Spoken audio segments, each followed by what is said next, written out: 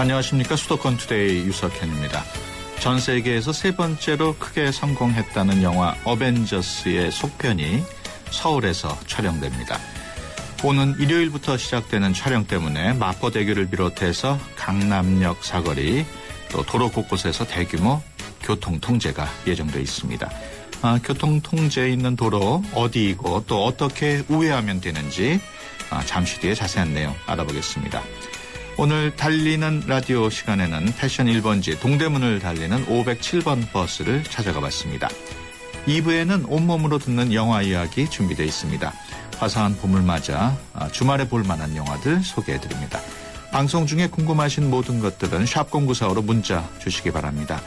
짧은 문자 50원, 긴 문자 100원의 이용료 있고요. YTN 라디오 애플리케이션 ES로도 참여하실 수 있습니다. 3월 28일 금요일 수도권 투데이 시작합니다.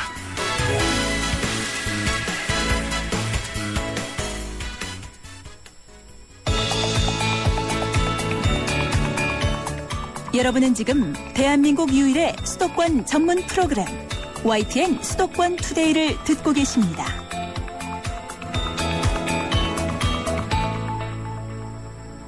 투데이 이슈 점검 시간입니다. 영화 어벤져스는 15억 달러가 넘게 많은 돈을 벌어들이면서 전 세계에서 세 번째로 성공한 영화로 꼽히고 있습니다. 그런 어벤져스가 이번 달 30일 그러니까 일요일부터죠. 속편을 서울에서 촬영하는데요. 서울 시내 일부 도로의 통제가 불가피한 상황입니다. 어느 도로가 얼마나 통제가 되고 또 어디로 우회해서 지날 수 있는지 서울시 도로교통본부 교통정책과 민수홍 교통기획팀장 전화로 연결해서 자세한 내용 알아보겠습니다. 안녕하십니까? 네, 안녕하십니까? 네, 먼저 어벤져스 촬영 어떻게 진행이 됩니까? 네, 3월 30일 일요일부터 한 4월 13일 일요일까지 약 한 보름 정도 진행이 되는데요. 네. 장소는 마포대교 월드컵 북로등 한 6개 지역에서 진행될 예정입니다. 그래서 구체적으로 말씀드리면 마포대교 월드컵 북로, 청담대교 진입 램프, 강남대로, 강남 탄천 주차장, 물레동 철강단지 이렇게 총 6곳에서 보름 정도 진행될 예정입니다. 네. 그러니까 오는 일요일부터 통제가 시작되는 거죠? 네, 그렇습니다.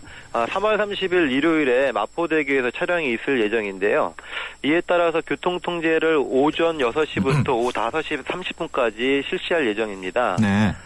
마포대교의 경우에는 이제 차량뿐만 아니라 보행자와 자전거도 전면 통제가 되는 전면 통제가 될 예정입니다. 네. 그래서 따라서 일요일에 이 지역을 통행하시는 분들은 이런 점들을 꼭 참고하셔서 우회하셔야 될 것 같습니다. 네.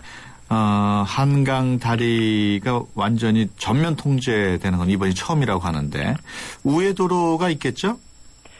네, 우회하는 방법은 사실 목적지나 경로에 따라서 다양할 수가 있습니다. 네. 우회도로를 어디라고 딱히 말씀드리기는 쉽진 않지만, 가급적 다리를 이용하시는 경우에는 인근의 서강대로하고 원효대로를 이용하시면 될 것 같습니다. 다만, 이 경우에도 해당 지역에 많은 인파가 몰릴 경우에는 교통 소통에 영향을 받으실 수가 있어서 출발 전에 그 지역의 교통 상황을 꼭 확인하셔서 출발하실 필요가 있을 것 같습니다. 네. 요즘 운전하시는 분들은 내비게이션 또는 스마트폰을 통해서 길 안내를 받는 분들이 많은데 이번 통제 내용이 길 안내 내용에 반영이 되지는 않겠죠? 네, 그런 부분도 한번 검토를 했던 것을 알고 있는데요. 네. 그렇지만 이게 교통통제가 한 장소에서 장기적으로 실시되는 거면 아마 이제 내비게이션이나 스마트폰의 내비게이션 어플에 반영할 수 있을 텐데요. 이것이 단기적으로 하루나 한 이틀 정도, 3일 정도 이렇게 한 장소에서 이루어진 부분이기 때문에 아마 반영이 쉽지는 않은 것으로 알고 있습니다. 네. 따라서 시민들께서는 외출 전에 촬영 장소하고 통제 시간을 앞서 말씀드렸듯이 꼭 확인하셔서 출발하셔야 될 것 같습니다. 네. 다만 저희 서울시에서는 지금 이런 교통 통제와 관련해 갖고 저희가 갖고 있는 스마트폰 어플리케이션하고 인터넷 사이트를 통해서 좀 안내를 좀 하려고 하고 있습니다. 그래서 저희가 이제 서울 교통 포털이라는 어플이 있고요. 모바일 웹 그리고 인터넷 사이트 등에서는 이제 서울 교통정보센터가 있습니다. 그리고 저희가 이제 트위터 등을 통해서도 실시간으로 교통 정보를 안내할 예정이기 때문에 이런 것들을 좀 그 시민들께서는 좀 활용해 주셨으면 좋겠습니다. 네, 직접 차를 운전하시는 분 말고 대중교통 버스나 뭐 지하철 이용하시는 분들 따로 주의할 사항이 있을까요? 네, 특히 대중교통 중에서 버스의 경우는 도로상의 교통 통제에 대해서 직접적인 영향을 받습니다. 네. 그래서 이 버스를 이용하는 시민들이 불편을 좀 겪으실 텐데요. 서울시에서는 버스 시민의 불편을 최소화하기 위해서 마포대교 월드컵 북로, 그다음에 청담대교 진입램프, 강남대로 이 네 곳의 구간을 지나는 버스에 대해서 임시로 우회하도록 그렇게 할 예정입니다.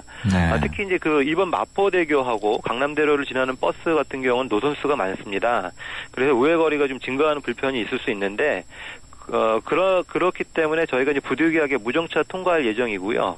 운전기사분의 안내에 따라서 통제 구간 인근에 내려갖고 목적지까지 이동해 주셔야 될 것 같습니다. 그래서 네. 마포대교의 경우에는 서울버스가 한 9개 노선 되고요. 경기버스가 4개 노선 정도 되는데 이 버스들을 우회시킬 예정입니다. 네. 마포대교 촬영이 끝나면 그 다음 촬영이 상암동에서 있다고요? 네, 그렇습니다. 상암동은 약 3일 정도 진행이 됩니다. 네. 다음 주 4월 2일부터, 수요일부터, 예. 4일 금요일까지 상암 지역에서 촬영이 있을 예정인데요. 예. 구체적으로 말씀드리면 상암동 월드컵 파크 7단지에서 상암 초교 사거리까지 양방향 차량 통제가 오전 6시부터 오후 6시까지 3일간 통제될 예정입니다. 네. 특히 이게 이제 평일인 4월 2일부터 4월 4일까지 출퇴근 시간을 포함하기 때문에 네. 차량 통행이 통제되는 월드컵 북로를 경유하는 한 16개 노선 버스는 이용하는 시민들이 불편을 겪을 수 있으셔서 저희가 그 부분을 최소화하기 위해서 우회 구간에 위치한 다른 버스 노선의 정류장을 임시 정차를 할 예정이고요. 네. 추가로 임시 버스 정류장도 설치할 예정입니다. 네. 상암동 월드컵 7단지 주민들도 좀 불편하겠네요. 네, 약간 불편을 겪으실 수 있을 것 같습니다. 예. 평일 말고 주말에는 보통 교통량이 평일보다 많은데 주말에도 촬영이 예정돼 있습니까? 네, 그렇습니다. 4월 첫 주말에 2건의 촬영하고요. 그에 따라 교통통제가 있을 예정인데 예. 먼저 4월 5일 토요일 건대 입구역 사거리에서 청담대로로 진입하는 램프하고 영동대교 북단에서 청담대교로 진입하는 램프에서 촬영이 있을 예정입니다. 네. 이에 따라서 새벽 4시 반부터 오후 5시 반까지 전면 통제될 예정이고요. 그 다음 날인 4월 6일 일요일에는 강남역에서 신논현역 방향의 강남대로에서 촬영이 있을 예정입니다. 전면 통제는 아니고 강남역에서 신논현역 방향으로 일방향 통제가 될 예정입니다. 네. 시간은 새벽 4시 반에서 정오까지 통제될 계획입니다. 네. 도로뿐만 아니라 주차장도 통제가 되는 곳이 있다고요? 네, 그렇습니다. 이번 촬영 예정지에는 주차장까지 포함이 되어 있는데요.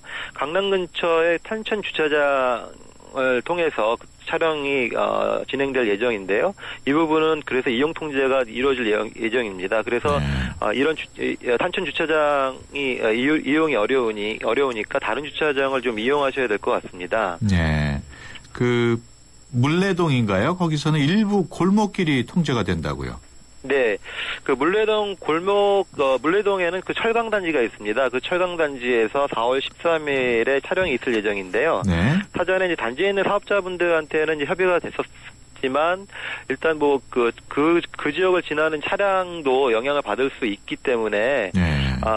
좀 주의하셔야 될 것 같습니다. 다만 이제 도로 소통에는 이제 골목길을 통제하는 것이어서 도로 소통에는 큰 영향이 없을 것으로 보이지만 혹시 이제 그 지역에 많은 인파가 몰릴 경우에는 그 도로에까지도 영향을 미칠 수 있기 때문에 주변 도로를 이용할 계획이 있으시다고 하면 교통 상황에 대해서 사전에 좀 체크하시고 나가셔야 될 것 같습니다. 네. 아무래도 도로 상황이 평소하고는 다른 네. 만큼 무슨 네네. 대책 같은 게 마련이 돼야 할 텐데 어떻습니까?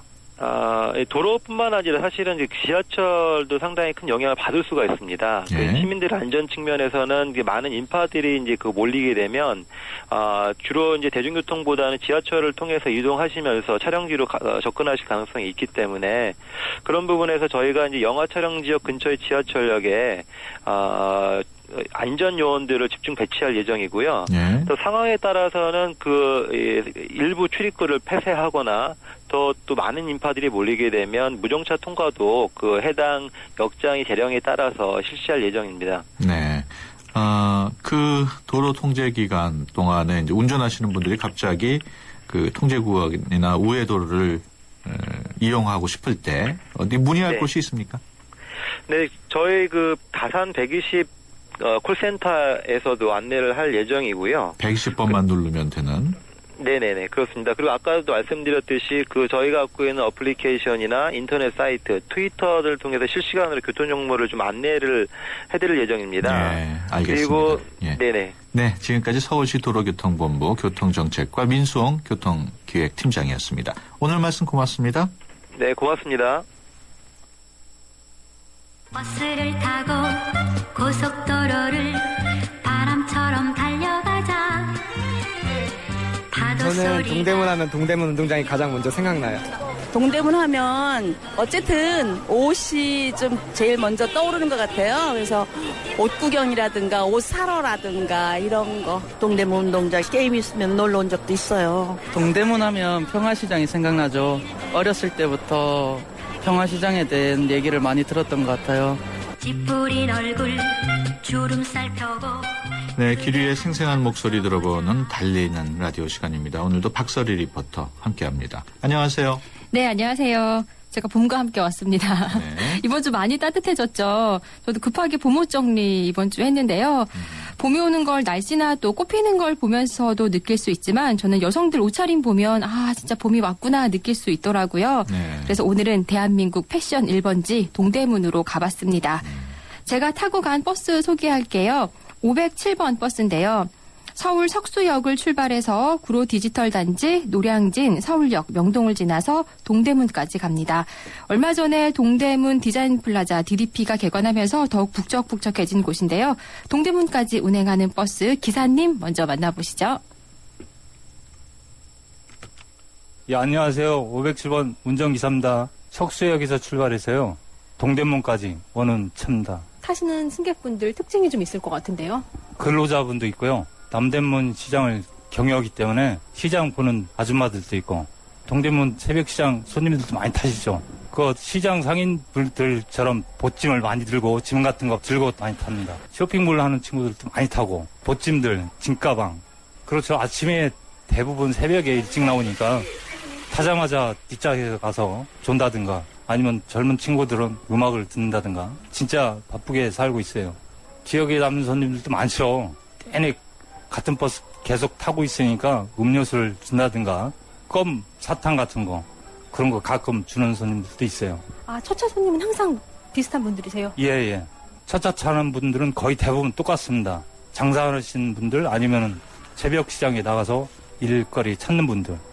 네, 운전기사님 얘기 들으니까 활기찬 동대문의 느낌이 나는 것 같은데요. 예, 저는 새벽에 잠자는 시간인데 새벽부터 바쁘게 움직이시는 분들 507번 버스 이용하고 계셨습니다. 네. 이 507번 버스는 동대문이 종점이에요. 그래서 승객들 중에 시장 다녀오시는 분들이 많고요. 특히 첫 차나 새벽 시간에는 이제 새벽 시장에서 일하시거나 시장에서 물건 떼가시는 소매상들이 주 승객분들이라고 합니다. 그리고 항상 새벽에는 같은 분들이 타시기 때문에 이제 기사님들이랑 승객분들이랑 서로 얼굴도 알고요. 인사도 나누고 음료수도 주거니 받거니 하신다고 하더라고요. 새벽 시장 나오시는 분들도 참 부지런하다라고 생각을 해봤는데 또 기사님들도 이분들의 발이 되기 위해서 첫 차가 새벽 4시에 뜨기 때문에 3시 반부터 준비하셔가지고 이렇게 운행을 하신다고 합니다. 예. 최근 예전 그 동대문 야구장 자리에 네네. 동대문 디자인 플라자 DDP라고 하죠. 네네. 그 DDP 개관하면서 이 일대가 더 북적일 것 같은데 어떻습니까? 예, 그렇습니다. 지난 21일에 개관해서요. 지금 여러 가지 행사가 열리고 있는데요. 동대문 패션타운 평소에도 쇼핑하는 분들 많았고 또 관광객들도 많았는데 개관 후에 더 많은 분들이 찾고 있습니다. 제가 이날 동대문에서 만난 승객분들 대부분 DDP 방문한 분들이었거든요. 특히 젊은이들이 많았는데요. 동대문 다녀온 승객분들 만나보겠습니다. 안녕하세요. 지금 어디 다녀오세요? 동대문 DDP 패션위크요. 패션위크 디자이너들이 앞으로 유행할 옷들을 보여주는 쇼예요. 평상시에도 자주 오셨나요, 동대문에? 제가 올해 서울에 올라왔는데요. 전 지방에 있었을 때 동대문이라고 하면 막 재료 사고 뭔가 옷도 싸게 살 수 있고 원단도 있고 단추 이런 것도 팔고 환상 같은 게 좀 있었어요. 와보니까 패션쇼장 보니까 제가 상상했던 것보다 더 대단한 것 같아요. 전 제 꿈이 패션 바이어고요. 여기서 스트릿 패션이나 옷들을 보면서 이런 옷을 팔면 이게 잘 팔리겠다 이런 걸 배우고 싶어요. 여기 동대문에 DDP 전시관 구경하고 왔어요. 평소에도 좀 동대문을 자주 오셨어요? 그냥 왔어도 그냥 지나가거나 그런 거죠. 이렇게 좀 오래 머물거나 이랬던 적은 없던 것 같아요. 그럼 머물게 된 계기가? 아무래도 이게 동대문에서 어떻게 보면 랜드마크적 이미지를 하지 않을까 이렇게 생각하고 있어요. 보니까 주변에 외국인 관광객도 많이 찾아오고 이런데 이런 복합 문화시설 같은 게 있음으로 인해서 더 오래 머물 수 있는 그런 계기가 되지 않을까 생각하고 있어요. 이전에는 시장 느낌? 그런 거였는데 지금은 뭔가 한 번쯤 와볼 만한 그런 곳인 것 같아요. 네. 박소리 리포터도 동대문 디자인 플라자 가보셨나요? 예, 제가 507번 타고 동대문까지 갔기 때문에 또 간 김에 그냥 갈 수 없잖아요. 저도 들어가 봤는데요. 네. 굉장히 넓고 볼거리도 많아서 자세히 살펴보지는 못했는데요.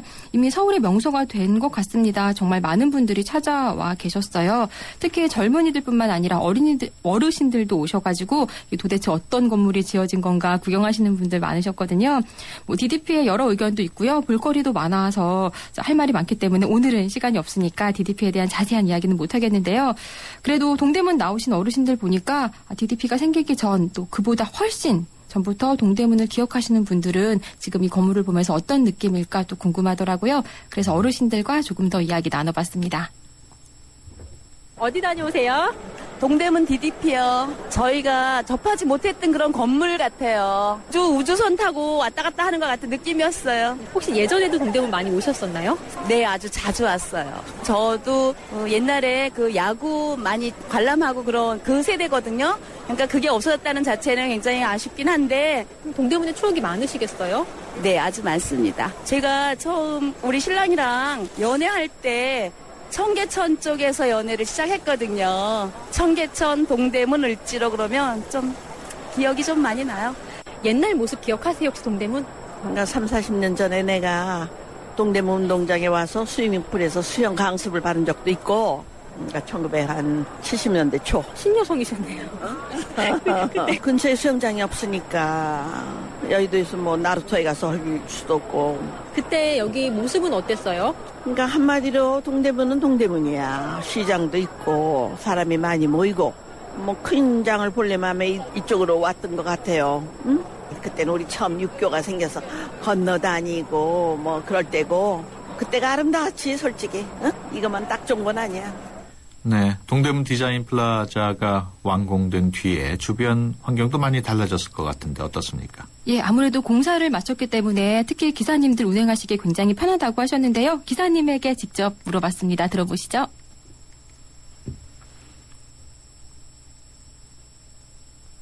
공사 마친 대로 깨끗해졌고요. 많이 맑아졌습니다. 공사 전에는 작업 먼지라든가 시끄러움 그런 게 있었는데 길도 많이 막히고요. 근데 요즘은 길도 깨끗해지고 교통 흐름도 많이 좋아졌습니다. 예전에는 노점상들이 많았었는데 요즘은 노점상들도 별로 없고 길이 많이 좋아졌습니다. 근데 제일 운전하시기 힘드신 점은 뭐예요? 그 버스 정류장에서 불법 주정차 그런 차들이 있기 때문에 우리가 손님을 싣고 내리는데 힘이 들고 있습니다. 어디가 그렇게 불법 주정차가 심해요? 제일 심한 데가요. 명동역이요. 거기서 병목 현상이 일어나고 손님 싣고 내리는데 큰 불편이 있어요. 불법 주정차 좀 안 했으면 좋겠습니다. 맞아, 상관없네. 네, 공사가 끝나고 운전하시기 훨씬 좋아졌다고 하시고요. 그동안 공사 구간인 동대문도 그렇지만 또 507번이 다니는 구간 동대문, 명동, 남대문 시장 이쪽에 불법 주정차 해놓은 차들 때문에 승객 승하차도 힘들고 길이 막혀서 불법 주정차 좀 하지 말아주십사 당부하는 말씀도 해주셨습니다. 네. 이 얘기는 그동안 기사님들이 정말 많이 하신 얘기였는데요. 제가 기회가 없어서 전해드리지 못했는데 불법 주정차 특히 명동 부근 좀 조심해 주셨으면 좋겠습니다. 차로 하나를 차들이 막고 있을 정도라고 하더라고요. 네. 우리 달리는 라디오 참여 신청 받고 있죠? 예, 이렇게 버스 소개하고 싶으신 기사님들 또는 승객분들 샵 0945번으로 문자 주시기 바랍니다. 네. 박수리 리포터 수고했습니다. 네, 다음 주에 뵐게요.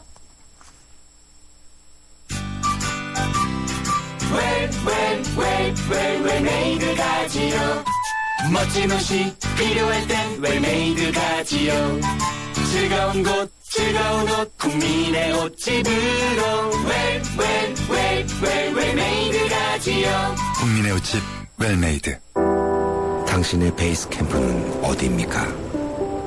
어디로 가야 할지 모른다면 방향이 될 것이고, 계속 가야 할지 망설인다면 용기가 될 것입니다. 베이스 없는 정상은 없습니다. 세상의 베이스가 되다. 포스코. 정우성입니다. 지금 대한민국에는 웰메이드 같은 옷집이 필요합니다. 살 때 좋은 옷이 입을 때도 좋은 옷이 될 수 있도록, 국민 한 분 한 분께 힘이 될 수 있도록, 국민의 옷집 웰메이드가 인디안과 함께 전국 400곳에서 당신을 찾아갑니다. 국민의 옷집 웰메이드. 네, 수도권 투데이 1부 여기서 마치고요. 잠시 뒤 2부에서 뵙겠습니다. 2014 YTN 연중기획 함께하는 미래 창조 대한민국. 한국 홍보 전문가 서경덕 성신여대 교수입니다. 올바른 역사를 인식하는 것, 그리고 올바른 역사를 교육시키는 것, 그게 바로 대한민국의 미래가 아니겠습니까? 요즘 청소년들에게요, 이 3.1절을 3.1절이라는 대답을 듣곤 합니다. 그럴 때마다 제가 가장 크게 느꼈던 건, 우리의 역사의 가장 큰 적은 일본 정부나 중국 정부가 아니라 바로 우리들의 무관심이었다는 겁니다. 앞으로 우리 국민들이 한국사에 더 관심을 갖고요, 한국사를 통해 세계사를 바라보고, 세계사 속에 글로벌 시대를 맞는 우리 대한민국의 더 밝은 미래를 창조해 나갔으면 좋겠습니다. 2014 YTN 연중기획 함께하는 미래 창조 대한민국. 이 캠페인은 고객과 함께하는 솔루션 파트너 LG화학과 함께합니다.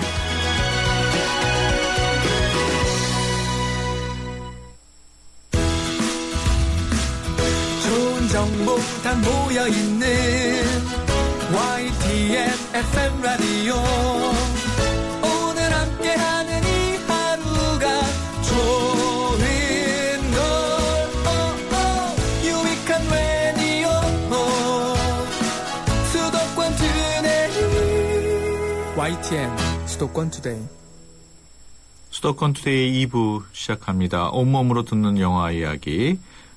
요즘 집에 있기 아까울 정도로 화창한 봄날인데요. 볼만한 영화 소개해드립니다. 그랜드 부다페스트 호텔, 또 온더로드, 잠시 후에 자세히 알아보겠습니다. 방송 중에 궁금하신 내용 있으시면 샵 0945로 문자 주시기 바랍니다. 짧은 문자 50원, 긴 문자 100원의 이용료 있고요. YTN 라디오 애플리케이션 ES로도 참여하실 수 있습니다.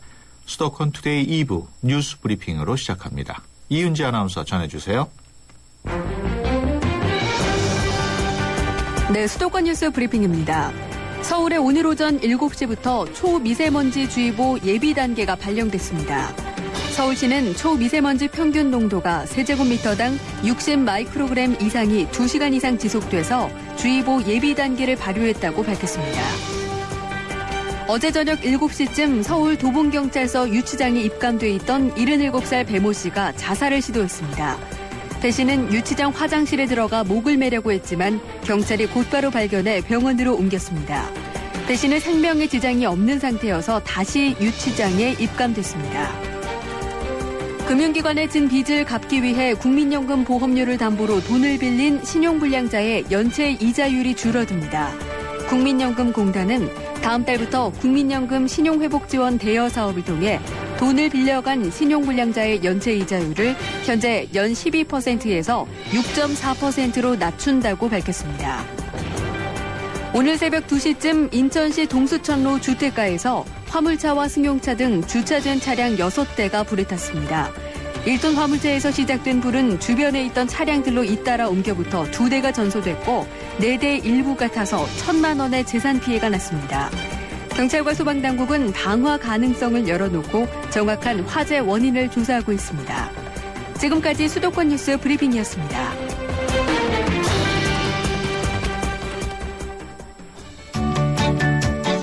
수도권 투데이.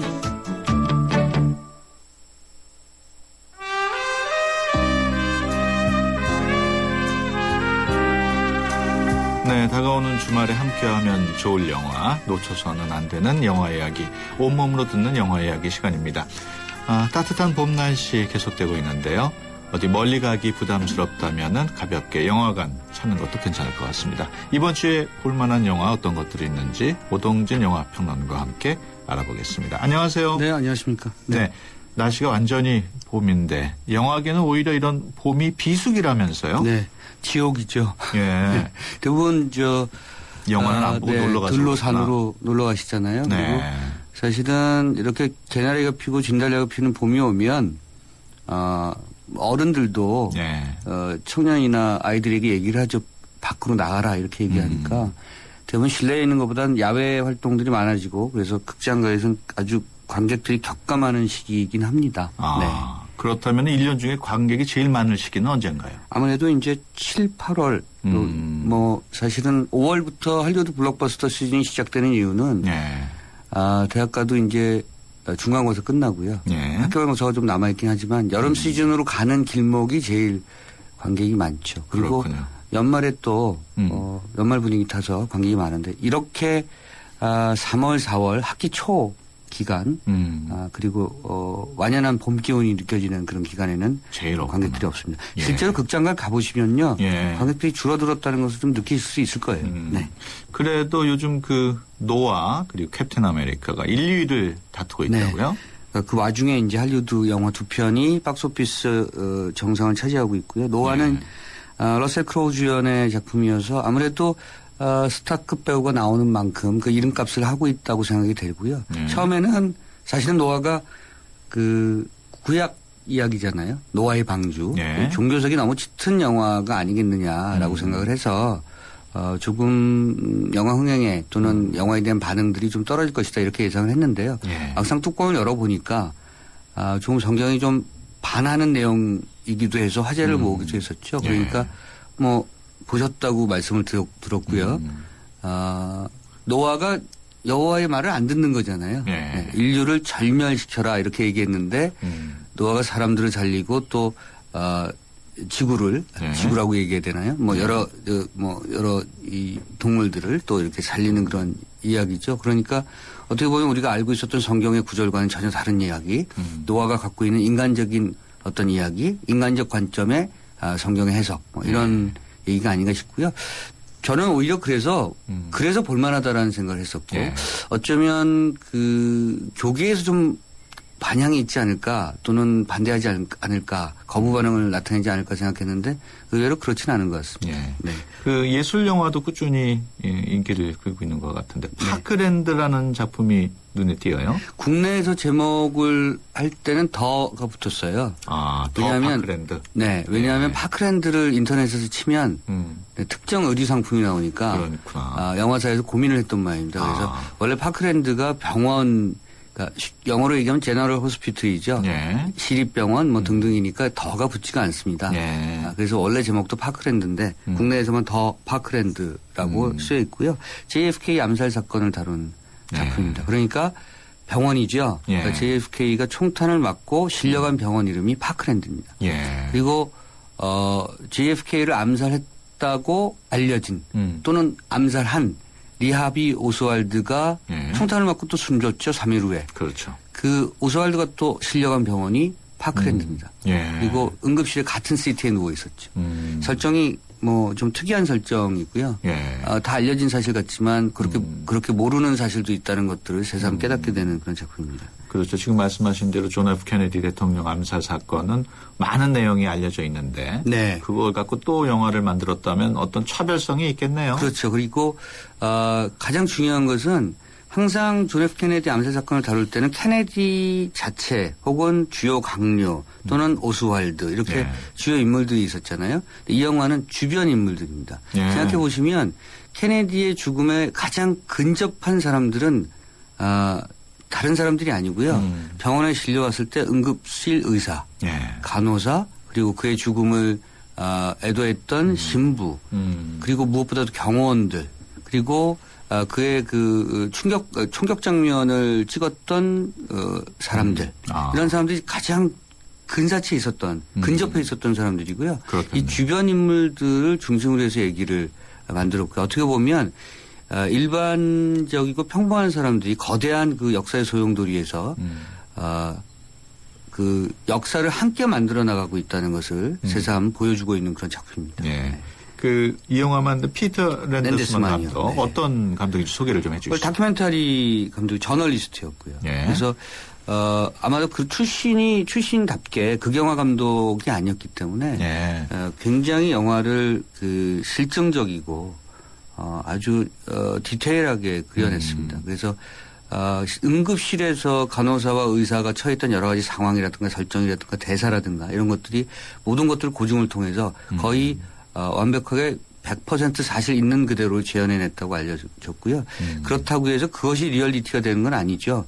그런 그 팩트 자체를 이 사람이 어떻게 피터 랜데스만 감독이 어떻게 재해석해냈는가 이것이 굉장히 중요한데 그 관점이 참 특이한 작품입니다. 그래서 지금 사실은 60년이 넘었잖아요. 63년에 암살이 됐기 때문에. 그렇죠. 60년이 넘었는데 이걸 세상 왜 이 영화를 만들었는가 이렇게 생각이 되실 수도 있는데요. 영화를 보시면서 곰곰이 들여다보시면 마치 9.11 테러 사건을 보는 것 같아요.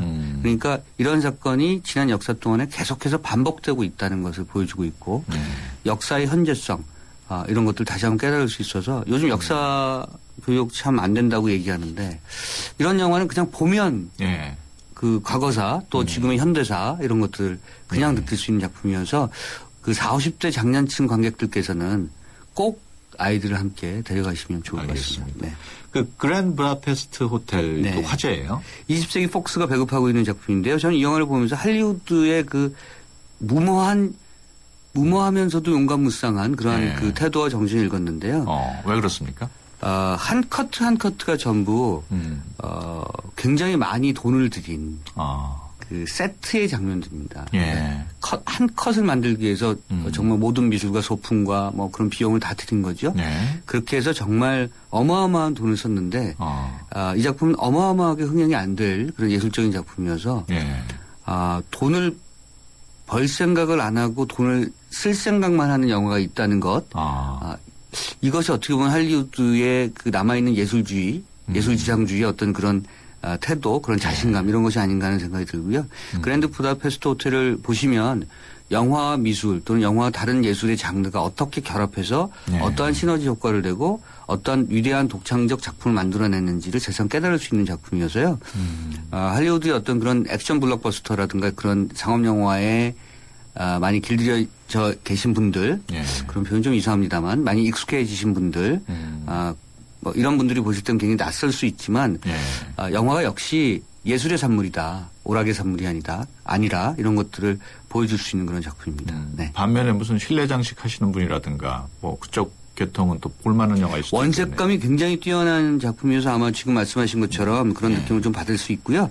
이 그랜드 부다페스트 호텔 같은 작품은 영화를 하시는 분들만이 아니라 촬영, 미술 말씀하신 것처럼 여러 가지 의상 뭐 등등의 정말 여러 가지 어떤 그 장르적 혼합을 그 꿈꾸시는 분들 이런 분들이 보시면 좋을 것 같고요. 백과사전 이렇게 뒤져보면 이 영화를 만든 감독에 대해서 이렇게 표현하고 있어요. 유사한 미학적 요소가 차용되며 의도적이고 체계적인 촬영 기법이 원색들과 함께 쓰인다. 무슨 말인지 하나도 모르겠는데 이거 제가 이렇게 대충 번역하면 의도적이고 체계적인 촬영 기법이 원색들과 함께 쓰인다라고 하는 얘기는 영화를 매우 연출적으로 한다는 겁니다. 그러니까 인공적으로 한다는 것이고요. 영화는 철저하게 작가가 계산하에 그런 연출하에 그런 기법하에 만들어지는 것을 추구하는 감독이라는 얘기고 그리고 그것을 원색들과 함께 쓰인다라고 얘기한 표현은 원색감이 굉장히 강합니다. 그래서 원색감이 강하면 자연미보다는 사실 말씀드린 것처럼 인공미가 강한 것이고요. 그 작가의 의도가 굉장히 강하게 투영된 부분이니까 이런 쪽의 예술을 추구하시는 분들께는 좋은 작품이 되지 않을까 생각합니다. 나오는 배우들도 엄청나다고. 어마어마하고요. 이 웨스 앤더슨이라는 감독이 사실은 할리우드의 괴물 같은 배우입니다. 그러니까 저는 사실은 제가 만약 스텝이라면 이런 감독과는 일하고 싶지 않을 거예요. 한 카트 한 카트 그렇게 다 꼼꼼하게 계산하고 치밀하게 연출하니까 굉장히 피곤한 감독이죠. 그래서 그럼에도 불구하고 워낙 이 작품의 어떤 그 중량감이라든가 이런 것들이 워낙 뛰어나기 때문에 배우들이 너나 할 거 없이 출연하는데 랄프 파인즈를 비롯해서 한국에도 굉장히 유명한 설국열차 때문에 틸다 스윈튼 나오고요. 하비 카이틀, 제프 골드브럼 이런 예전에 들었던 배우들 에드워드 노튼, 주드 로우, 윌렘 데포, 그다음에 레아 세이두, 뭐 시얼사 로넌, 뭐 그러니까 이 영화를 보시면 할리우드 배우가 스타들이 총 출동했다고 보시면 되고요. 아마도 이 배우들 돈을 안 받았을 가능성이 높은 스스로 출연했을 가능성이 높은 그런 영화. 이 영화가 지금 수지 타산이 안 맞고 있다고 봐야 그렇죠. 되나요? 네, 그러니까 이제 몇 천억을 써서 한국에서 한 30개 극장에서 개봉되는 거니까요. 다른 나라에서도 마찬가지겠죠. 아마 이런 영화는 그 1세기 폭스가 배급을 하면서 단기간에 뭘 하겠다는 것이 아니고요. 수년 동안 또는 앞으로 향후 10년 동안 이런 영화들을 계속해서 사람들에게 보여주겠다 이런 그 의도가 있는 것 같고요. 1세기 폭스가 가끔 이런 짓을 잘해요. 그렇군요. 저는 그래서 폭스를 인정하는 부분이 있는데 예컨대 이안 감독의 라이프 오브 파이 같은 영화도 폭스 작품입니다. 그렇군요. 또 역시 적은 스크린에서 개봉 중인 온더로드. 네. 문학 작품을 원작으로 한 영화라고요? 1950년대 잭 케루악이 쓴 작품이죠. 아마 잭 케루악 하면 모르시는 분들도 있습니다만 문학을 좋아하시는 분들은 너나 할 거 없이 열광하는 그런 작가죠. 앨런 긴즈버그나 윌리엄 버로우즈 같은 그 시인과 함께 50년대 비트 제너레이션을 대표했던 그런 작가죠. 이후에 뭐 대중문화나 뭐 일반 그 여러 가지 어떤 그 예술에 굉장히 지대한 영향을 미쳤던 작가고요. 그런 작품이죠. 그러니까 쉽게 말씀드리면 밥 딜런의 노래는 잭 케루악의 영향을 받았다고 생각하시면 되고요. 그다음에 수많은 어떤 영화들 예를 들어서 올리버 스톤 감독의 도어즈 같은 작품을 보시면 역시 잭 케루악의 영향을 느낄 수 있습니다. 도어즈의 짐 모리슨도 마찬가지로 잭 케루악의 온더로드를 보고 가사를 짓고 했다고 하죠. 네. 어떤 영화예요?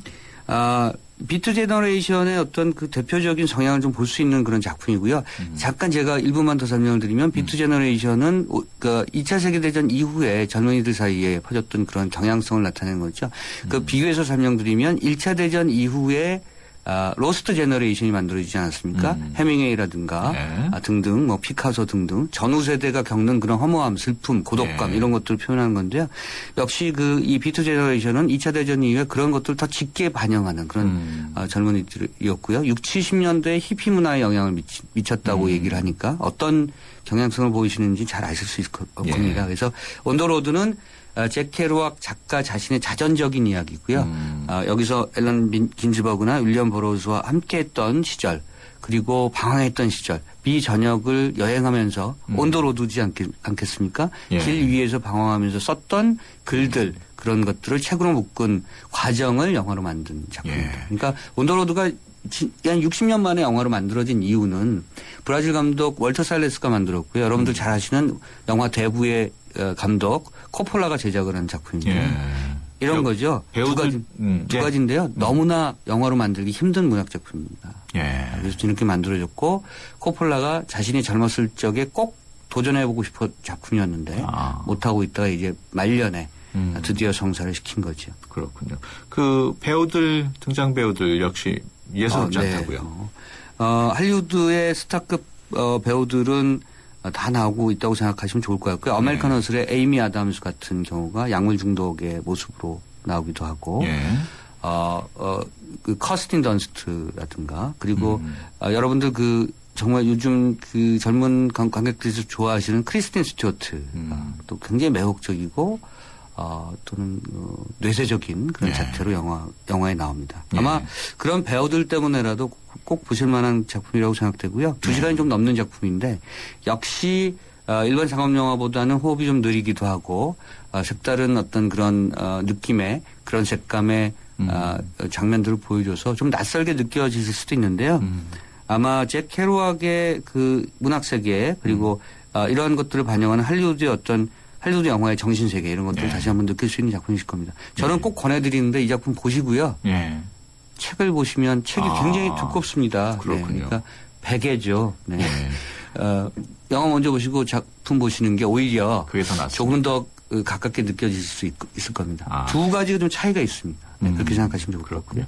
저희가 그 아카데미상 얘기할 때 노예 10년 얘기했었잖아요. 그 영화는 요즘 흥행이 어떻습니까?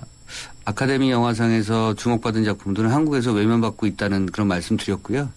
그 되풀이되고 여전히 극장에 그 일부 극장에 아주 소규모로 걸려 있긴 합니다만 이미 그 관객들의 관심권에서 좀 멀어졌죠. 그럼 그 영화를 본 관객들의 반응은 어땠습니까? 물론 노예 12년은 그러니까 말씀드린 것처럼 아카데미 작품상 감독상의 작품들은 접근하기가 어렵지 일단 접근하시면 굉장한 그 반응들을 얻어내고 있는 작품들입니다. 역시 뛰어난 영화들이고요. 할리우드가 돈을 벌기 위해서 영화를 만들지만은 않는다. 결코. 사실은 시작은 그러지 않았다는 것을 보여주는 작품이라는 걸 관객들이 다 평가를 합니다. 문제는 이제 사실은 우리가 노예라고 하면 노예 제도라고 하면 일반적으로 다 알고 있는 내용이기도 하고요. 또 하나는 어두운 얘기이기도 하고 뭐 역사의 여러 가지 서사를 보여주는 얘기이기도 하고요. 아마 젊은 관객분들은 요즘 제일 싫어하는 그런 것이 어두운 얘기인 거죠. 왜냐하면 세상 살기가 쉽지가 않기 때문에 영화에서는 아마 사실은 밝고 재밌고 경쾌한 것들을 보고 싶은데 어둡고 역사적인 이야기를 보려면 마음의 준비를 좀 해야 되거든요.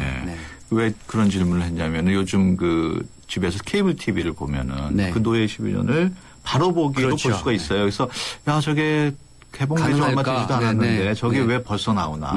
그런 의문을 갖게 됐어요. 굉장히 중요한 말씀하셨고요. 예전에는 그것을 전문용어로 홀드백이라고 했습니다. 그래서 극장에서 상영을 하고 이른바 이제 다른 미디어로 옮겨가는 그런 시기가 한 6개월 정도 걸렸습니다. 6개월 정도. 극장에서 TV까지 가는데요. 그 중간에 왜냐하면 비디오가 있거나 DVD가 있거나 또는 비행기 타실 때 비행기 기내에서 보실 수도 있어야 되고 KTX에서도 보실 수 있어야 되거든요.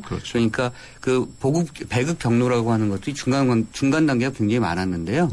국내에서는 그것이 거의 다 사라졌습니다. 사실은 슬리퍼 문화라고 해서 슬리퍼 신고 집 밖으로 나가면 비디오 가게가 있었던 시절이 있었습니다. 그러니까 지금은 없어요. 극장에 가지 않고 극장에 가서 못 보더라도 비디오 가게에서 얼마든지 많은 영화들을 볼 수 있었는데요. 비디오 숍들 다 사멸했죠. 그리고 사실은 요즘 DVD 보시는 분들 없습니다. DVD를 가지고 계시더라도 그걸 DVD 플레이어로 보시는 것이 아니라 PC로 보시죠. 컴퓨터로. 그래서 이제 인터넷이나 또는 디지털 케이블을 통해서 보시는 어떤 그런 VOD 서비스에 더 가깝게 가시고 있는 거고요. 또 하나 굉장히 중요한 것은 산업적인 측면에서 봤을 때 DVD 그 플레이어나 VHS 플레이어라고 하는 것이 없어진 이제 가전제품입니다. 모든 것들은 그런 그 산업적 연관성이 있다고 생각하시면 좋을 것 같습니다. 그렇군요. 네, 오늘 지금까지 오동준 영화평론가와 함께했습니다. 오늘 말씀 고맙습니다. 네, 감사합니다. 백화점 15% 할인받은 진우 씨, 대형마트 15% 싸게 산 진이 엄마, 대중교통 15% 할인받는 박대리. 이들은 에이블 카드를 쓴다. 15% 할인은 물론 포인트가 CMA에 모여 이자까지 쌓는다. 카드 생활의 리메이크 에셋 에이블 현대증권. 할인 한도 및 자세한 사항은 홈페이지 참조. 쉐보레 런칭 3주년 기념 빅 러브 페스티벌. 쉐보레 구매 시 매일 3명에게 30일간 300만 원 상당의 경품을. 스파크 최대 3년 무이자 할부. 말리부 캡티바 최대 3년 1.9% 할부. 차종에 따라 최대 100만 원 할인. 쉐보레 전시장 방문하고 어린이 그림 그리기 대회에도 참여하세요. 홈페이지 참조 3월 31일까지. 희망을 잃지 않았던 새터민 유진 씨에게 기프트카는 다시 설 수 있는 힘이 되어 주었습니다. 누군가에게 힘이 되고 싶다는 기프트카의 67번째 주인공 강유진 씨가 만드는 인형. 누구와 나누면 좋을까요? 여러분의 댓글로 추천해주세요. 현대자동차 그룹. 봄! 여행 떠나고 싶은 봄! 레저를 즐기고 싶은 봄! 새로운 코란도 트리스모를 만나는 봄! 코란도 트리스모 9인승 탄생! 올 봄에도 다 함께 즐겁게! Recreation Base Camp 코란도 트리스모. 고속도로 버스 전용차로 주행 가능. 네, 수도권 투데이 오늘 순서 여기서 마치겠습니다. 다음 주 월요일 오전 9시 10분에 다시 찾아뵙겠습니다. 함께해 주신 여러분 고맙습니다.